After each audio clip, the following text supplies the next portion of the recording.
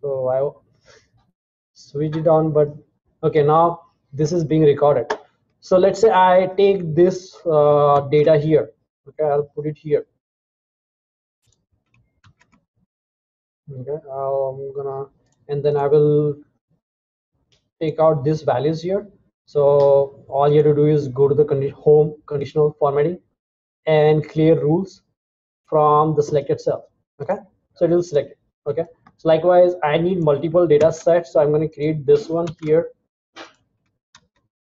as well, so we can practice all those things. You just creating that many just to show me the differences? Yes, we're going to create these 5 different types. Okay, and they're all different types of conditional formatting. Okay, the first one is the data bar. So all you have to do is highlight this cell here, go to insert conditional formatting, right, data bar. This is the simplest type, right? It does it like that. Okay. The next thing is highlighting the cell. So I can highlight this one here, okay, and I can go to the home conditional formatting and color scales. So we can use the color scale. So it's like a heat map. So the red one is the, like, kind of point of interest, so if you see the red, okay, you're not doing good there. If you see the dark green, you're doing good there. Right. You have to provide you can do the reverse way as well, depending on what you want. Okay, so that's how you do the scaling there, right? Color scales. And then here we're gonna provide these icons here. So this is gonna be a little tricky one if I remember correctly. Let's do this last. Let's do this one here. Likewise, let's say you want to highlight those cells where the values are more than 400. Okay, and let's say I want to make this one is like all concentrating at the end, right? So let's say I want to make sure here we have another 500 here, just to make sure it's working right? I will highlight this one. I will go to the conditional formatting, right? And I'm going to say I want to have a rule here, or maybe you can say highlight cell. This will work. Okay, highlight cell with greater than. Okay, so I want to highlight those cells greater than 400. Okay, and you can choose any color shade you want. Okay, you can choose it. So basically it's going to highlight all the cell with that color, so that you know immediately, okay, what are the data points that is of interest to you. Okay, and this is top 40%. So I will highlight this one here, go to conditional formatting, this top. Okay, so I'm going to say top 10%. Okay, and instead of 10 I'm going to increase it to 40%. So this is going to give me top 40% of the values. Okay, so likewise, either here if you have 600, that should be highlighted as well. Okay, so it's kind of dynamic as well, as you saw. If you change the data, it will update it. Now coming back to these icons, let's see, we want to define a range here. So I guess anything less, we can define our own range. For example, here if you see the minimum and the maximum, let's say here minimum, I'm going to find out the minimum here, that's going to give me, and here I'm going to say maximum of this values here. Okay, so you have this big range there, right? There is my magic marker here. So you can define a range, saying that, okay, we're gonna use this different, right? This range could be, if you have -100 to, let's say, -100 to 250, up to 250, and if it is greater than 250 or 400, is going to be kind of this sign, and anything more than 400 is going to be this tick mark.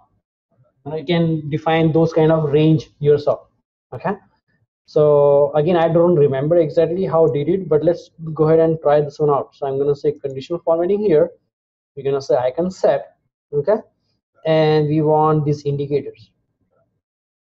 All right, I'm going to say this one, and here you can set those rules here. For example, I can go to here manage rules, remember?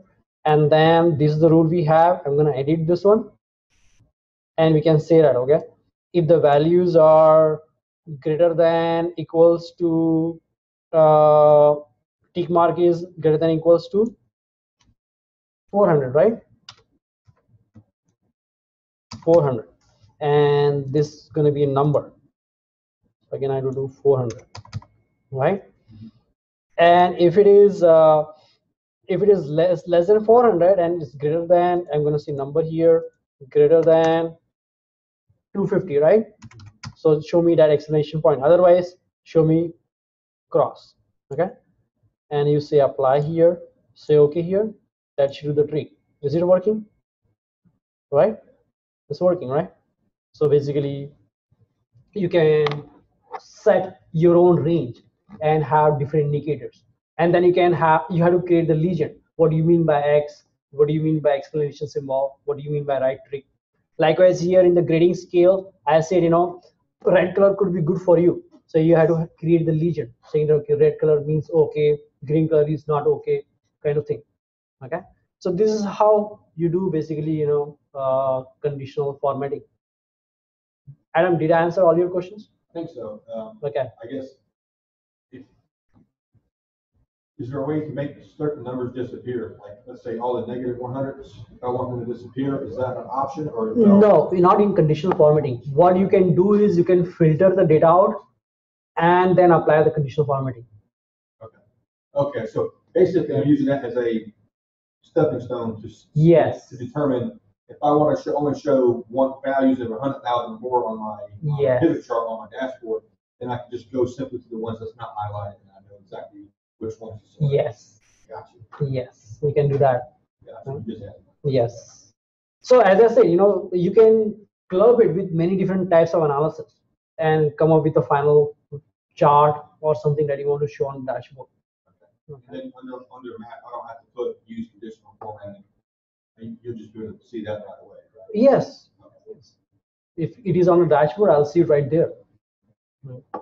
So, but if sometimes what people do is this is my analysis sheet here, right?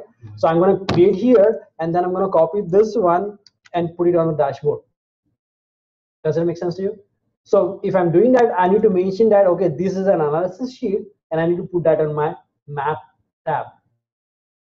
Does that answer your question? So I'm putting that on the dashboard or the analysis If you tab? no, this will like, I did the analysis right now. Okay, this is my analysis sheet. So what I'm going to do is, this is my final, let's say for example, this is my final chart that I want to display on the dashboard. So what I'm going to do is I can copy this one and put it on my dashboard, right? Okay. So I'm going to say, let's say, insert a new sheet here. Okay, I'm going to say this is my dashboard. Oh, so you can actually put that on your dashboard. Yeah. So you don't have to have. Yeah, I thought it had to be a chart. I'm just showing you an example. Okay, so I could use that. You could, yeah, obviously you can use it if it makes sense to you. Oh, okay. Feel free to do it, but stick to those rubric. Okay, at least you gotta have 2 pivot tables charts. So if you're sticking to those rubrics, you're perfectly fine. But this is just an example. I'm not saying that you have to do exactly like that. What I'm saying is, if this is my dashboard, then this becomes my analysis sheet, and I need to mention that in my map that I have conditional formatting in this particular sheet. Okay. Did I answer your question, Adams? Okay. Should I stop the recording? Okay, so I'm going to stop the recording here.